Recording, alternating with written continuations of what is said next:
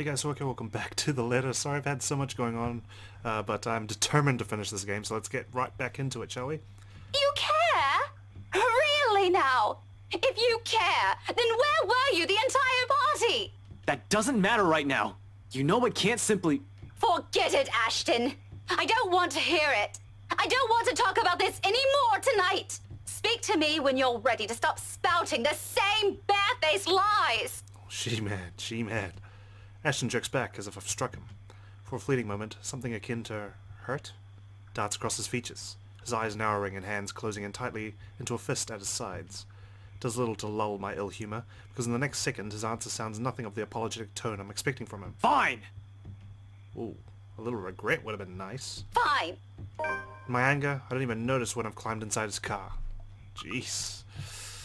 Whew, tensions abound. Alright, what do we got? Here we go. Rebecca found Ashton waiting for her upon exiting the mansion. Frustrated because he was nowhere to be found during the entire party, she demanded to know what was going on. When he couldn't give her an answer, the two ended up having a huge fight. Not until after I've slammed its door behind me with as much force as I can summon. He follows soon after, and shortly we're on our way back to the city. Yet, even with the city's bright lights welcoming us, the dense, somber air from the mansion still lingers. The moon is almost at its highest by the time we reach Salamwell. Even after our respective heads have cooled off, the atmosphere within the car remains rife with unspoken tension. This isn't a problem so easily fixed with a few handshakes. Quite frankly, I don't know what will. Ashton himself has no idea what to do when he alights and dawdles awkwardly in the middle of the car park, unsure. It almost seems like he's having an internal debate, whether he should say goodbye or mutter another apology. I could have driven him away, purely out of spite, the second I've gotten off. Still, all habits die hard. It's late, and Ashton's flat is on the other side of the city. Irritation might still rear its head every time I look at him right now, but I'm not too cruel to put him up on another long drive. Especially when he still appears as if he hasn't gotten any rest. You can borrow the couch. I throw the keys to my flat his way before a protest forms on his lips. Although he catches it with ease, he eyes it with a wary expression and shoots a puzzled glance my way. You haven't been forgiven. We're still going to have that talk, believe me. Oh God, I'd be too scared to sleep on that couch. But I'm not about to send you out on another drive looking like that. It's late. Go get some rest. We're setting aside a lot of loose ends like this, but he appears to have accepted that reason, at least in the meantime. He does give me another questioning glance when I shove past him, pulling my mobile in the process. Where are you going? I thought... You go ahead upstairs. I need to contact Professor Andrew. Andrew? Why would you... Oh, no. Please. Is this that thing Isabella said this morning? Again? I already gave her my word, Becca. I'll look into this BRC crap. No need to drag the old guy into it. Of course, he's still skeptical. It makes one wonder if he's even seeing anything at all. Figures this curse will stay away from the scoffer. But this is another loose end tonight that I can't just leave alone. Ashton's beliefs notwithstanding. It just so happens that it's one I can delve into using means other than taking a look at the mansion itself. Ashton, do you really think I still give a shite after that stunt you pulled tonight? No? But this is... I've spent so many years with him to know that this is about to turn into another argument. Before he can finish it, I cut him off with a firm raise of my hand. Look, I don't care. There are weird things happening around here. And yes, it's Isabella's brand of weird, ghostly voices, strange sounds, and a bloody woman sitting at the back of my car. You don't have to believe me. And I no longer have the patience to convince you, so just leave me be, Ashton. He doesn't push it, growing quiet instead, although I know he has a whole case of it prepared inside his head. But there's a reluctant shift in his movement when he steps away from our conversation. Short of climbing the stairs, he stops, turns to face me with an expression almost too... conflicted? Are you really sure? What? That there was something? That you've been, seeing things? Oh my God, yes, Ashton! Yes, I'm very, very certain. Now go, and you better not break anything in there. The last time I let you stay over, it was that statuette Belle gave me. You haven't even replaced that one. The last of my reprimand goes both unheard and unanswered, as he disappears behind the stairs. If things aren't as strained, he might have a quip or two about that, followed by a light banter. Instead, for a long moment, I'm left staring after him. There's something in the way he asked it that nags. Coupled with his expression, the whole exchange just feels unsettling. One that doesn't fade even as I gather my thoughts and shift my focus on another, even as I dial Professor Andrew's number. And that is when it clicks. During the long wait for the professor, one stray thought emerges from the unease. Ashton is not intended for his question to be a jibe. It's concern. For what, though? For my well-being? The latest curse? The woman I mentioned? The answer for those will have to wait, however. Finally, the call connects, and Professor Andrew's voice echoes from the receiver. Professor Andrew? Rebecca? It's late. You might want to pull the phone away from your mouth, Professor Andrew. Sounds like you're swallowing it. What can I do for you? I know, I'm sorry, but this is a bit urgent. After all, this is a more pressing matter. Our lives might be at stake, and we're still in the dark. Actually, I was wondering if I could ask you to do me a favor. Oh, Sunday. Halloween Eve. Professor Andrew Clark has agreed to meet with me 2 days later in front of Luxbourne's public library. He has other commitments, but being a long-time family friend has its perks. I have my parents' connections to thank for that. Of course, I'm not the sort to impose on them often, but the situation is... well, it's not entirely bad, although it does require calling and a few favors from friends like him. Without his signature, I won't be able to gain access to the library's restricted section. If I want to get more in-depth information on the Ermengarde Mansion, that is. Not simply what they choose to show to the general public. As much as I hate to admit it, there's always something people censor, and whatever it is, I won't ever find it in the general section. It has to be what they're keeping here, beyond the public eye. The thought of that alone makes me antsy. Thankfully, I don't have to brood over it. The wait for the professor doesn't last long. He never did enjoy making people wait. Likewise, he dislikes people who are tardy. He arrives 5 minutes after I do, greeting me with this kind smile and casual wave of his hand. I haven't seen him in so long, but it appears he hasn't changed much. His familiar presence alone is enough for a fond smile to spread across my face. Professor Andrew, Rebecca, didn't I say long ago you can drop the professor? you know I can't possibly do that. Even if I can. It feels disrespectful to call you by your name alone. Both you and Ashton never listen to this old man. Kids these days. What are you gonna do, eh? All right. But just for today, since you're doing me a huge favor, Andrew. I guess you simply can't have it all, even at this old age. But pleasantries aren't what we're here for, yes? You mentioned you needed a permit. Yes, sir, if that's okay with you. More than fine. Anything in pursuit of knowledge, as they say. He hands me the permit without further prompting. And just like he promised, he's also written a recommendation after his signature. This is more than enough to get me to those files. I mutter a small thanks before slipping it into my pocket. Although when I look back up, his brows are furrowed, the very face of curiosity. Not surprising, considering how vague I've been during our little talk over the phone. Right there and there, I've decided to tell him if he ever asks. Maybe not all of it, but stuff he needs to know. It's the least I can do to thank him. As expected, true to his inquisitive nature, he asks. If you don't mind, though, I know you've always been an eager learner. But may I know what in the restricted section that piqued your curiosity? It's the Ermengarde Mansion, sir. He's quick to raise an eyebrow at that, and for a while I fear he'll take the slip of paper back. Is there something in what I said? The ones they have out in the general isn't enough? I'm, hoping for a more in-depth read, sir. More about the history and the people who once lived there. The general section doesn't have anything much on that. Oh, I see. Well, you certainly aren't the first one to be enamored with that place. It doesn't shock me. The architecture is admirable, and the urban legends are something to talk about. Why, just this past week, I've got a few asking me about that. Imagine that. I think enamored might be a little too much to describe our interest in it, but I have to agree. The mansion is beautiful, even with the renovations. They kept the stained glass windows, too. They are magnificent. Oh, you've seen it. I was there for a few hours to attend a housewarming party. The invitation was for my parents, but they couldn't make it. My mum used to work as a private tutor for the Evans. Hannah Wright? Ah, I know of her. Her husband, too. Who doesn't?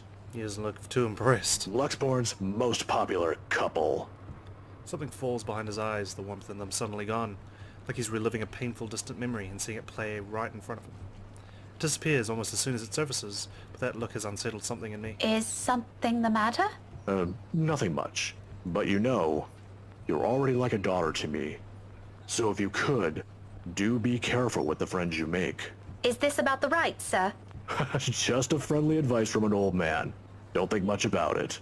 Anyway, I have to leave now. Can't miss my weekly serving of bear claws. Say hi to your parents at the detective inspector for me, will you? I wish you luck with all that research. I will. Thanks for this, Andrew. Andrew gives my shoulder a light squeeze, the gesture of a younger me has always appreciated, and quickly crosses the street after. I watch him until he disappears behind the door to a cafe, until the doubt swimming inside my head finds a moment to rest. Whatever his business is with the rights isn't anything I should concern myself about. But somehow, in the grand scheme of things now, all of it feels oddly relevant. The how, though, I've yet to find out. And I'm hoping the library will give me the answers I want this time. On a gloomy Sunday morning, the library is especially empty, the second floor in particular. I've always considered this place to be a sanctuary, or a respite away from the hubbub of the city. As a child, I grew up reading books here, spending hours here to no end, poring over the pages, living out fantasies in my head until my parents called me home. Now it feels nothing like it. The silence is smothering, suffocating, even with how clean they've kept the microfiche room, how the entire small of it lacks a speck of dust or clutter. Breathing is a struggle for air. Not far into my stay, I begin to long for the noise outside, and perhaps as a way to calm this unease, I start to hum a tune. Imagine that.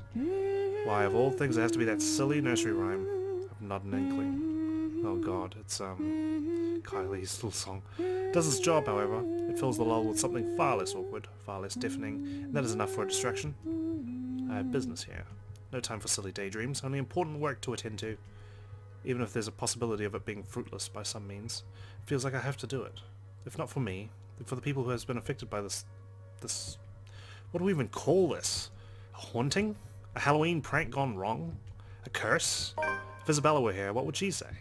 Will she panic? Will she be angry I only listen to her now? It all stems from that one moment in the movie house, doesn't it? We could have avoided this had we only taken her warnings to heart. One stupid mistake is all it took to send our noble lives on a downward spiral. Frankly, I'm no longer sure if I'm angry at myself for it, or at the universe for throwing us into this mess. But we can only make do of what little we have, and that's exactly what I'm doing. Going here might not be the right decision, but it's a start. A good start. It doesn't take much for me to find what I need. A microfiche of old newspapers, long kept in special storage cabinets at the far end of the restricted section.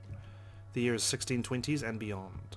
Before the city of Luxbourne even exists in the records, and the mansion has just been built, and Anselm is nothing more but a small, sleepy hamlet near a river.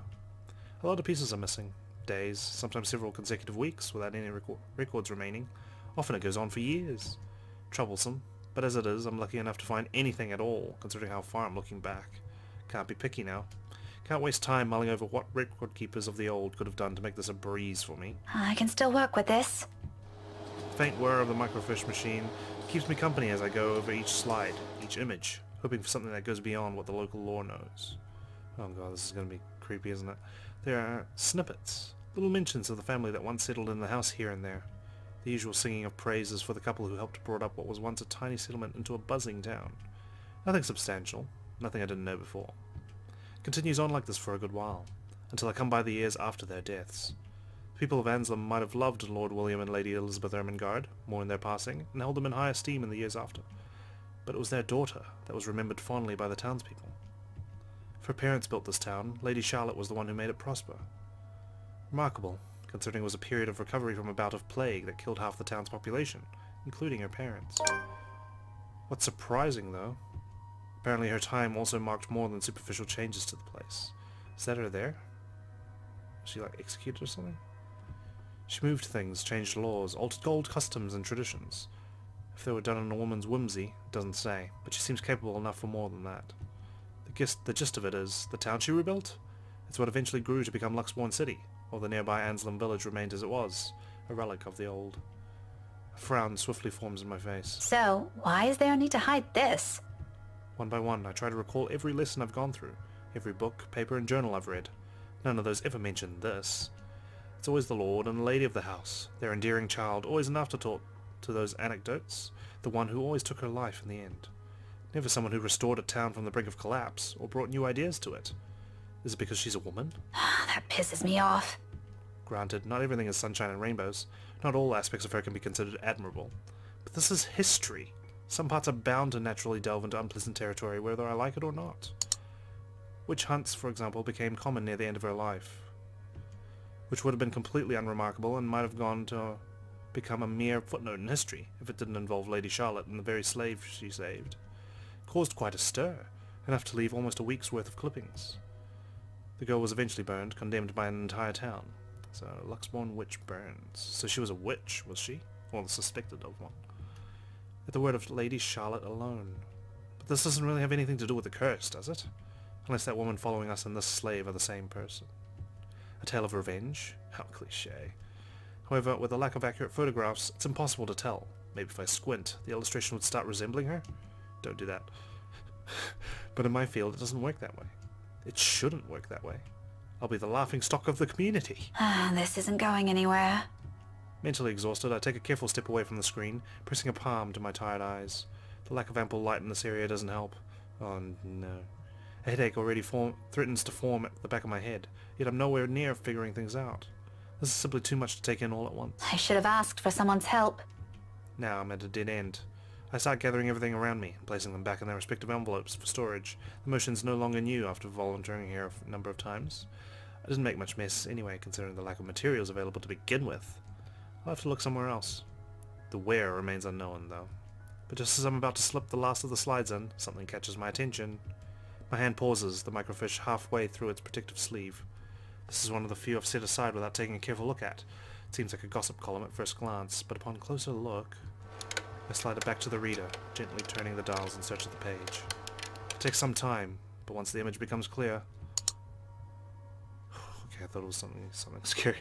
They must have had this drawing commissioned for this announcement. Ermengarde announces Beth Rodel.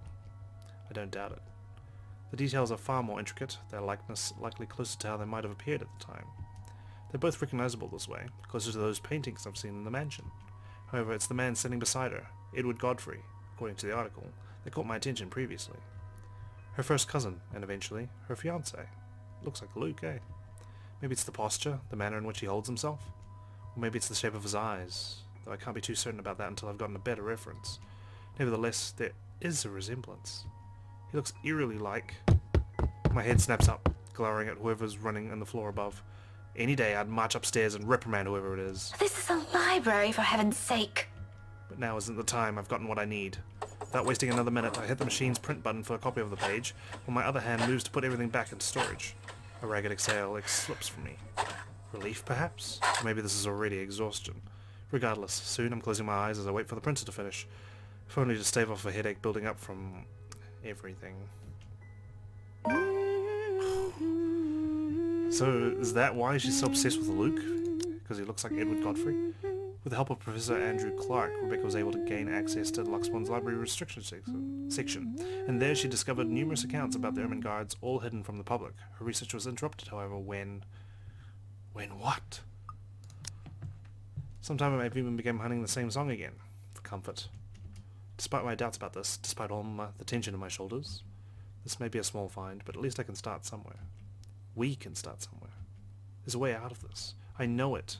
The printer sputters to a halt. However, its sound isn't what makes me snap my eyes open. Oh, for God's sake, what's going on?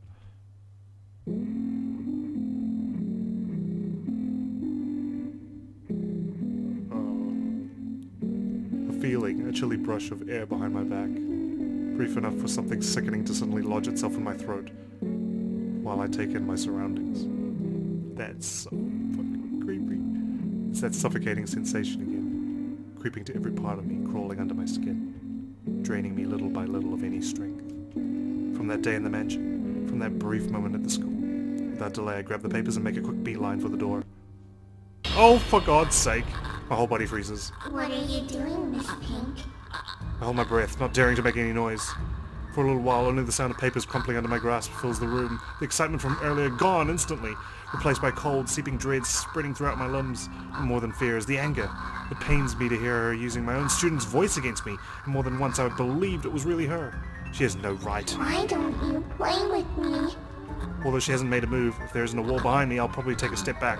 Anything to put a distance between us, no matter how small, as long as I'm out of her reach. But I steel myself, because if I do fall back, turn away from her, I'll be left with no way out. I'm not dying here.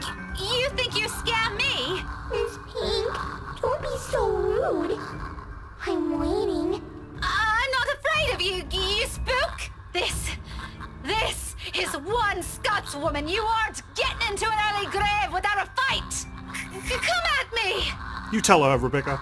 I expected she'll lunge, prove to me what a monster she is. Instead, all she gives me is a smile, twisted and gnarled. If It's as if time has crawled to a stop at the sight of it. A split-second decision. And before I know it, my body shifts. Eyes closing in anticipation. Hand grabbing whatever's solid enough on the nearby table and hurling it at her. I don't bother looking if whatever I threw hit its mark. I run, as fast as my legs can carry me, despite my heart threatening to burst out of my chest. But in this maze of bookshelves, with the whole place almost void of people, is there even a place safe enough I can escape to? Well, there was footsteps upstairs. I don't know if that's good or bad. Head for the door. Seems obvious. Upstairs. There are people upstairs, aren't there? The weekend staff or some volunteer? There should be. Even if it's a Sunday and I'm only here on a special permit, there should at least be one other person manning this place. I heard them a while ago. Of course, I couldn't possibly tell them about this. They won't believe me in the same manner we didn't buy Isabella's stories until it's too late. But I could easily come up with excuses. For now, what's important is I don't end up trapped and alone with her. Safety in numbers, as they say. There's no hesitation in my steps as I race upstairs, ears straining for any signs or sounds of the woman appearing, jumping at me again at any second. I can still hear her behind me, the grinding of bones, her whispers as she keeps calling me back. Although it's at a distance, I don't slow my pace. Library rules be damned, because no matter how much I pretend to be brave, the level-headed one, or the tough one, this terrifies me. This scares me more than anything. This isn't how I plan to die, but when I get to the third floor... Only silence welcomes me and an emptiness that stretches out far too wide. Fuck! Spanning the entirety of the floor for it to be reassuring. And just behind me, somewhere at the foot of the stairs, panic rises up my throat. No other way up. No other way now but up. So I bolt, desperation kicking in without warning. I take 2 steps at a time, tripping clumsily over some of it in my last-ditch attempt to escape. But I know. At the back of my mind, I know. I know all of this is futile. With every footfall, with every ragged breath, with every pounding of my heart, it gets hammered into my mind. It only becomes clear to me once the door at the end opens, revealing the vast expanse of Luxbourne's early morning skyline, and with her treading at my heels, blocking my only way out. Stay away from me! Oh, fuck. Obviously, you never go upwards in a horror movie. A useless plea. Does she even understand a word I say? Can she even... Is she still human in the first place? It's Ashton on her cell phone, I can see it. Somehow I doubt it. Because no human being will ever do this. Simply imagining what she's capable of doing to us, I never want to give her that chance. I'm telling you to back off! Her gait is slow as she walks forward, each stride accompanied by the sound of breaking bones, of blood oozing from wounds that never found healing. And with every inch she draws nearer, even as I pull away to take back what little distance I can between us, the smile on her merely grows wider. A mocking gesture. For me. She may be less of a human now, but I'm pretty sure she's fully aware she's got me cornered. She wouldn't even bother making it here if she isn't. But I can't look away. I can't bring myself to, even as the heel of my shoe eventually hits the edge. Into the line. Don't fall, Rebecca, please don't fall. Trapped. Alone. So this is how it ends, huh? Quietly and without fanfare. Surrounded not by a warm breeze, but a chilling morning air. No soft footfalls on an empty hallway, but the din of the early morning traffic below. No warm afternoon light. Nothing but the cold, pungent smell of death. All underneath a dreary morning sky. How fitting. Yet amidst all of it, there's a single voice I want to hear. If only for the last time. Becca? Hey, did I wake you up? Oh god, what's going on? No, I left you a voicemail, so I thought, where are you? The one I grew up with. Who always got better grades than I did without even trying. Whose silly antics I have to put up with all these years. Who stood by me even when things got tougher. The one person who's been a constant in my life. Ash, do you remember that one time? The... what? Back in secondary, we joined a contest back then, didn't we? We had to dress you up as a girl and... No. What? You looked really pretty. I think I still have that picture somewhere. Burn it. We're not talking about that again. You promised. Seriously, what brought this on? Nothing. It's just the first thing I remembered. It's so weird. Despite everything, my lips curl up into a smile. Faint. A sad little thing on its own given the situation. Because even at the very end, I know I have this. Casual talk, the friendly banter. Talking like we always would as children. If only I haven't been so selfish. If only I haven't taken all of this for granted in favor of my feelings. Then perhaps I won't be regretting anything now. You're being weird today, Becca. Whatever. Listen, I need you to go home right away. I'm at Salem Well right now and... I wish time would simply stop for us. There's still a lot of things I want to say. Things I've never bothered saying out loud. Things I should have said a long time ago to someone who has always been by my side. But in this moment, there's only one. Thanks, Ash. Oh, fuck. Hold on, did I do something? For everything. Rebecca, what? I'm so glad to have known you. Wait, what are you? God damn it, Rebecca, where are you? A soft click, and I'm closing my eyes. There's a rush of air, the sound of the world dimming around me, like a song coming to its inevitable end. London Bridge is falling down, falling down, falling down. London Bridge is falling down, my fair lady.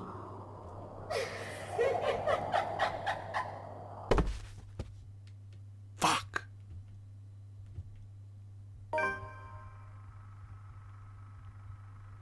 I've unlocked a memory fragment. Oh no, did I just screw up with Rebecca? Oh my god, I knew it all along. Trapped in with nowhere else to go, Rebecca called the one person who's always had a special place in her heart. All to say thank you, if only for the last time.